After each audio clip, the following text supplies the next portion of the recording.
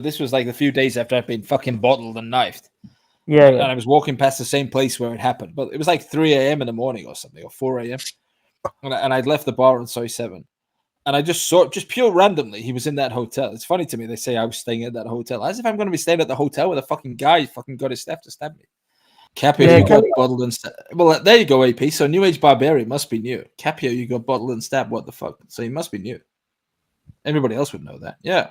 Yeah, I did, yeah. Do you honestly think that was like Indians doing that to you, Capio, or do you actually think it was like somebody? Oh, I'll tell you exactly what I know. I know exactly. And I got a lot of information afterwards. Say that again. I know exactly what happened. Barry the boss got his fucking boys out. They fucking smashed him. It wasn't Barry the boss. No, it wasn't. So I was on Soy 7. I'd spent a huge amount of money, probably like £1,000 in Nick Dean's bar, and I was running around like fucking grand. Yeah, about £1,000. Yeah. Okay, and that means I got the grand into my fund. Can I finish my story? Keep going. Yeah. Thank you. As long as I get the grand. And I was there was like this bar girl that sprayed me with silly string, and there was 100 people selling silly string on the side that I was buying all of them and just coating this girl with silly string, just having a bit of fun. But this girl was like fucking plastered, looked like a fucking bukkake thing, and we were running around and spraying and having a bit of fun. And I didn't know any of this until 3 days later. He didn't like that bar, and he didn't like particularly one of the managers in that bar. I didn't know any of this shit. So Nick Dean's bar's closed. I went across to Rolling Live bar. And then there's a burger place next door to that, or 2 doors away, whatever.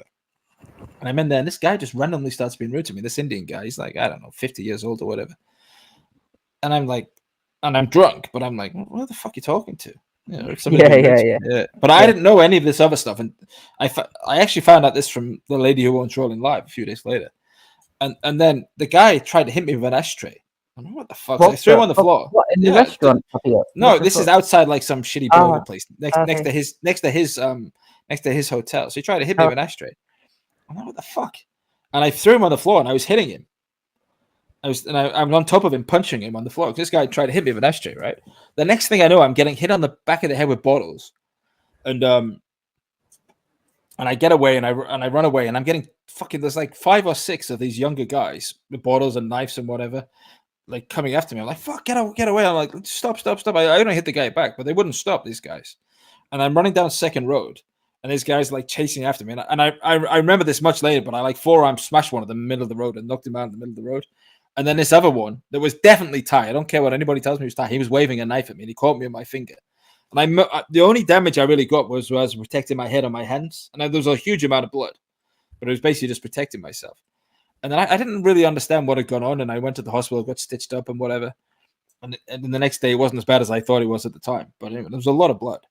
And then I went to Rolling Live Bar just before I'd seen Chris Chavez, which is probably what pissed me off while I was in a bad mood. And the woman who owned it told me all about it. She's very well connected. And she said that the guy's an Indian. He owns that. I didn't know that he owned that hotel. I just thought it was some random guy. That's when I found out. Yeah. People don't tell you anything out there. They want to protect their own fucking self. Yeah. And she told me. And then they say these people were like Thai Indians, like 50-50. I don't know if I buy that. I think they were Thais, to be honest. I think they're like a Thai staff. Yeah, like it's an Indian owner and he just employs like a Thai manager. Yeah, it was Indian, sure, but I think one of them was definitely like Indian Thai, like half 50-50. Yeah. But I think most of them were just young Thai guys. Oh fuck! But I mean, the main thing is, Capio, you got out safe and lived to fight another day. Oh, we more than did that, man. They got kicked out of the hotel the next day. I hope personally, we won't say this on YouTube, but I hope fucking you got them kicked out the fucking country on a plane. But no comment. We'll leave it.